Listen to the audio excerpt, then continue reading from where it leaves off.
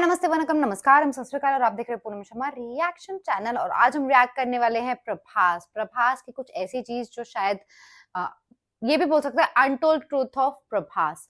वैसे सच बताऊं तो प्रभास मेरे one of the favourite actor में से एक हैं।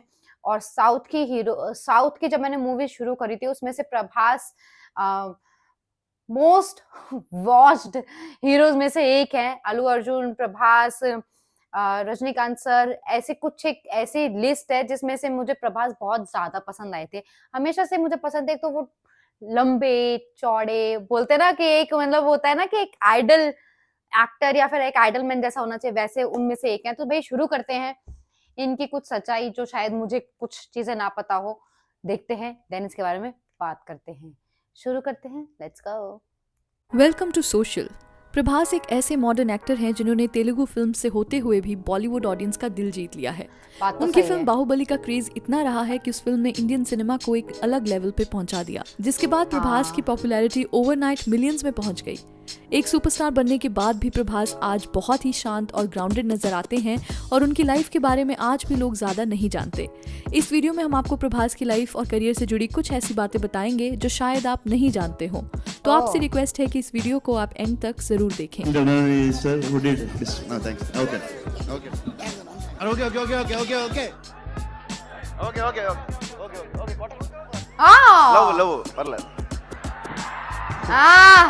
Early life. प्रभास एक फिल्म फैमिली से बिलोंग करते हैं जहां उनके फादर सूर्य नारायण राजू तेलुगु फिल्म्स के प्रोड्यूसर थे और उनके अंकल कृष्णम राजू एक बहुत ही रिनाउंड एक्टर। प्रभास की मदर एक हाउसवाइफ हैं और प्रभास फैमिली के सबसे यंगेस्ट चाइल्ड हैं। एक फिल्म फैमिली से होते हुए भी प्रभास से बचपन में जब पूछा जाता था कि वो बड़े होकर एक्टर बनना चाहेंगे कि नहीं, तो हमेशा उनका जवाब ना ही होता था। प्रभास ने बताया कि अपने फादर और अंकल को मैंने कई मूवीज की शूटिंग के दौरान देखा है। इतने सारे लोगों और कैमरास के सामने मैं कभी भी नहीं आना चाहता था, इसलिए मुझे एक्टिंग में कभी कोई इंटरेस्ट नहीं रहा। प्रभास को लगता था कि वो एक बिजनेसमैन बनेंगे और एक दिन वो अपना रेस्टोरेंट खोलेंगे। प्रभास ने बताया कि वो बचपन से ही फूडी रहे हैं और उन्हें हमेशा से नई नई तरह का फूड ट्राई करना बहुत पसंद है, इसीलिए उन्हें लगता था कि अगर वो कोई करियर बनाएंगे तो वो फूड इंडस्ट्री में ही होगा। फिर एक दिन जब प्रभास अपने अंकल कृष्णम राजू की फिल्म देख रहे थे तो प्रभास को लगा कि ये कैरेक्टर बिल्कुल उनके जैसा है और वो भी एक्टिंग सीख सकते हैं। उसके बाद से ही प्रभास ने फिल्म्स में एक्टिंग करना शुरू कर दिया। Film career. प्रभास ने अपना डेब्यू 2002 में फिल्म ईश्वर से किया और ध्यान रखने वाली बात यह है कि एक फिल्म बैकग्राउंड से होते हुए भी प्रभास की पहली फिल्म उनके फादर ने नहीं प्रोड्यूस की, बल्कि ईश्वर एक लो बजट फिल्म थी जिसके प्रोड्यूसर प्रभास के दोस्त ही थे। इस फिल्म ने बॉक्स ऑफिस पे कोई खास बिजनेस नहीं किया, पर प्रभास की परफॉर्मेंस को देख के लगा कि प्रभास एक बहुत ही अलग तरह के एक्टर हैं जो ऑन स्क्रीन बहुत ही काम नजर आते हैं, पर एक्शन सीन्स में उनके एक्सप्रेशन बिल्कुल अलग होते हैं। इसलिए उन्हें उसके बाद फिल्म वर्षम में कास्ट किया गया जो बॉक्स ऑफिस पर सक्सेसफुल रही। ये एक रोमांटिक एक्शन फिल्म थी जिसकी हिंदी रीमेक बागी टाइगर श्रॉफ के साथ बनाई गई और सभी बॉलीवुड फैंस जानते हैं कि बागी फ्रेंचाइजी कितनी सक्सेसफुल रही है। वर्षम के बाद प्रभास की कई फिल्म्स फ्लॉप हुई, पर प्रभास की एक्टिंग को फिर भी अप्रिशिएट किया गया। फिर प्रभास और डायरेक्टर राजामौली की मुलाकात हुई जहां प्रभास उनकी फिल्म छत्रपति में नजर आए और ये फिल्म बॉक्स ऑफिस पर बहुत ही सक्सेसफुल रही। इसके बाद से ही प्रभास को एक एस्टेब्लिश्ड एक्टर माना जाने लगा, पर उनकी आने वाली कुछ फिल्म्स ज्यादा सक्सेसफुल नहीं हो पाई।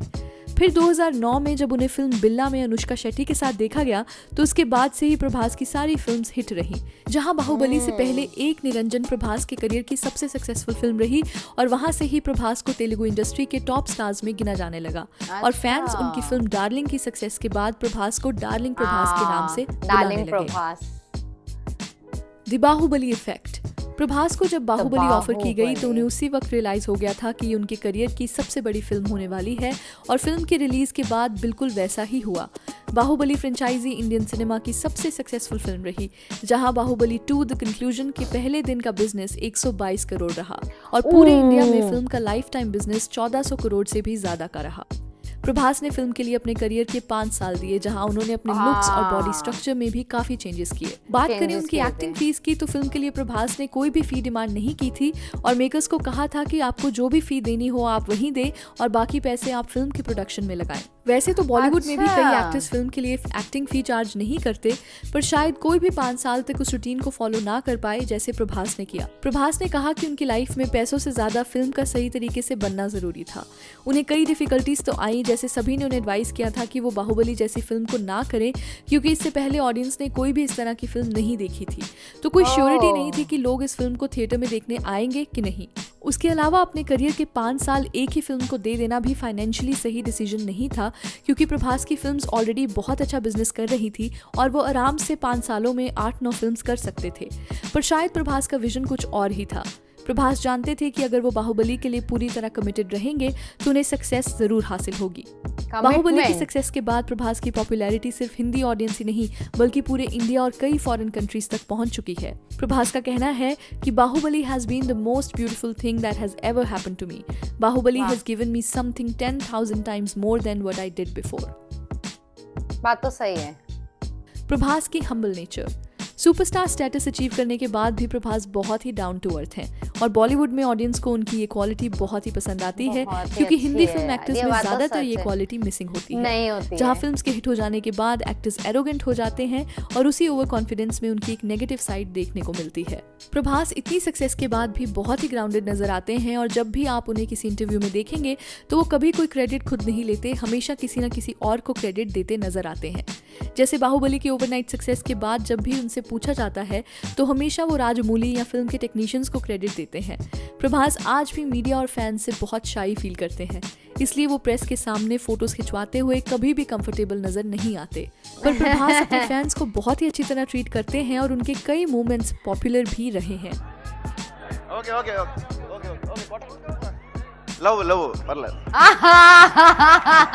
ऐसे ही एक फैन मूवमेंट पॉपुलर हुआ जहां प्रभास को एक स्पेशली एबल्ड फैन के साथ देखा गया, जहां उसके साथ फोटो खिंचवाने के लिए प्रभास नीचे भी बैठे और अपना फोन नंबर भी उनको दिया।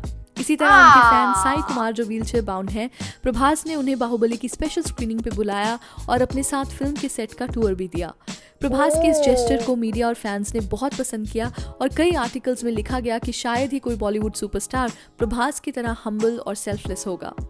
इसके अलावा प्रभास चैरिटी वर्क में भी बहुत बिलीव करते हैं और कहा जाता है कि प्रभास अपनी इनकम का एक बड़ा मार्जिन चैरिटी में डोनेट करते हैं। जैसे कि जब प्रभास ने एक दिन ब्लाइंड बच्चों के स्कूल को देखा तो उसकी कंडीशन को देखकर उन्होंने उसी वक्त स्कूल को 10 लाख रुपए डोनेट किए और फ्यूचर में होने वाले एक्सपेंसेस की भी जिम्मेदारी उठाई। प्रभास मानते हैं कि अगर आप अच्छे पैसे अर्न करते हो तो आप उसमें से थोड़ा हमेशा लोगों की मदद में लगा सकते हैं, वरना इतने पैसे कमाने का कोई फायदा नहीं। रिलेशनशिप्स।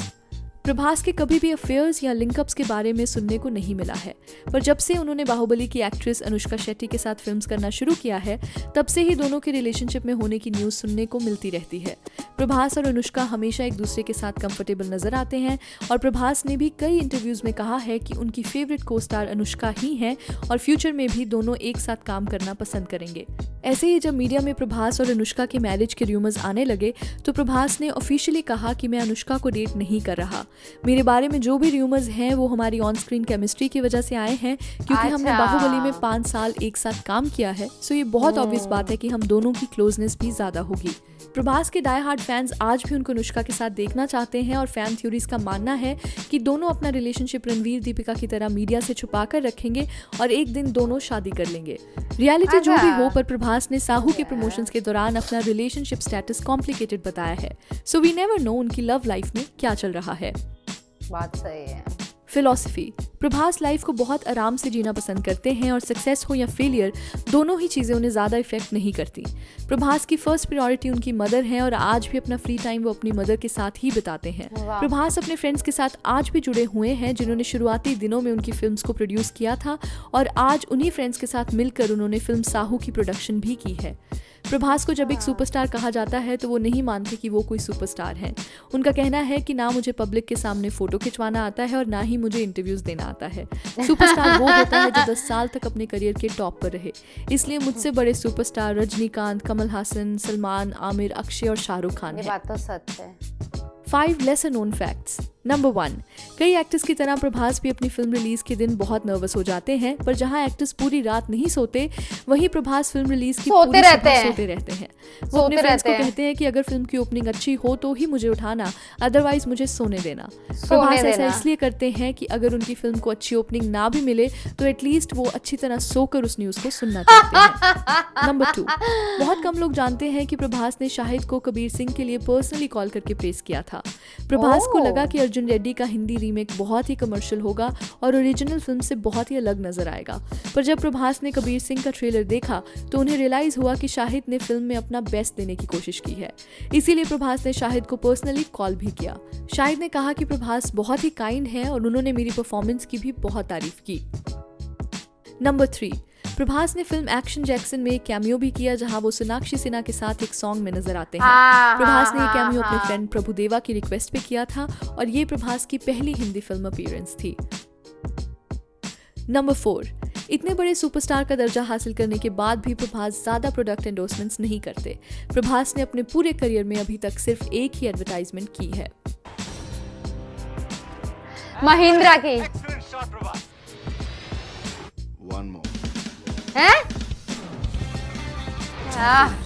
नंबर 5, प्रभास के फादर सूर्य नारायण राजू ने प्रभास को हमेशा स्टारडम के लिए हम्बल रहना सिखाया और उनके पूरे करियर में उन्होंने प्रभास की सिर्फ एक ही फिल्म प्रोड्यूस की, जिससे साफ पता चलता है कि प्रभास की तरह उनके फादर भी बहुत रियलिस्टिक इंसान थे जिनके लिए पैसा ही सब कुछ नहीं था।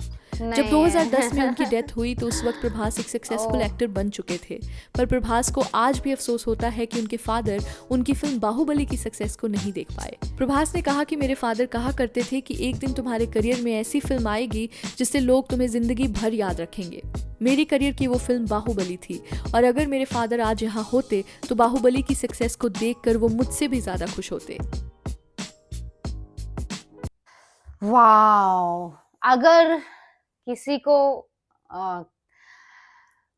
कुछ सीखना है आफ्टर सक्सेस, कैसे हम्बल रहना चाहिए या फिर कैसे ट्रीट करना चाहिए लोगों को, मुझे लगता है कि प्रभास से सीखना चाहिए। और ये बात सच है कि प्रभास जैसा हम्बल इंसान आज तक मैंने भी कहीं पे नहीं देखा। बिकॉज देखा तो क्या क्या यार, मैं पर्सनली तो नहीं जानती हूँ, बट जितना मैंने पढ़ा है, जितना मैंने देखा है, वीडियोस देखी है या फिर चीज उनके इंटरव्यूज देखे हैं, वो बहुत ही ज्यादा शाय रहते हैं। वो बहुत ही ज्यादा मतलब लोगों में ज्यादा घुलना मिलना पसंद नहीं करते हैं, बट जब एक बार घुल मिल जाते हैं तो वो बहुत ही ज्यादा कंफर्टेबल हो जाते हैं। मैंने उनका एक इंटरव्यू देखा था कॉफी विद करण में, वाह मेरे को बहुत ही मजा आया था वो देखने में। मजा मजा मतलब क्या तड़कते भड़कते जवाब देने चाहिए या फिर बिल्कुल ही नहीं देने चाहिए, वो इनसे सीखना चाहिए। मुझे तो बहुत मजा आया, मेरे फेवरेट में से एक है प्रभास। बंदा बहुत ही अच्छा है और ये सब चीजें तो शायद मुझे नहीं मालूम थी कि वो चैरिटी देते हैं या फिर इतनी सारी चीजें हैं। वो मतलब इतने अच्छे इंसान है ये तो पता ही था, हम्बल है ये तो पता था, बट अपार्ट फ्रॉम दैट वो अपने इनकम का इतना बड़ा हिस्सा चैरिटी में देते हैं और फीस भी नहीं ली बाहुबली के लिए, इतनी बड़ी मूवी के लिए। बहुत बड़ी बात है यार। और ये बात सच है कि बोलते ना कि डेडिकेशन जैसे उन्होंने 5 साल बाहुबली को दिए, वो इम्पोर्टेंट था। वैसे उन्होंने कल्कि के लिए भी यही काम किया था, कल्कि के लिए भी उन्होंने कंप्लीटली अपना टाइम कल्कि को दिया था, तो वो प्रोडक्ट निकल के आया। भाई बहुत अच्छा इंसान है। तो जो भी हो प्लीज कमेंट सेक्शन पे अपनी राय, सजेशन, रिक्वेस्ट बता सकते हैं या फिर आप मुझे इंस्टाग्राम पे डीएम भी कर सकते हैं। And please subscribe the channel. हम मिलेंगे अगले वीडियो में, टाटा बाय बाय।